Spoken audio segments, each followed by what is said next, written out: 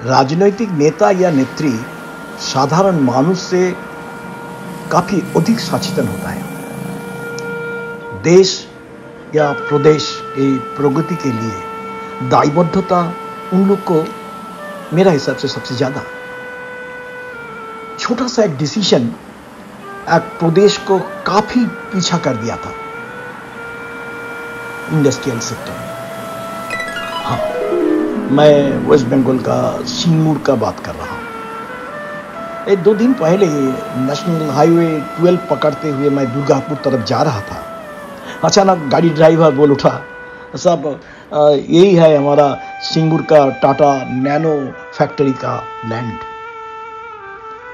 गाड़ी का गति नियंत्रण करने बोला था, देख रहा था बाउंड्री वॉल अभी भी नीरव साक्षी है।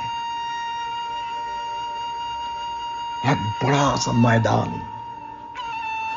मैदानव जैसा खड़ा है।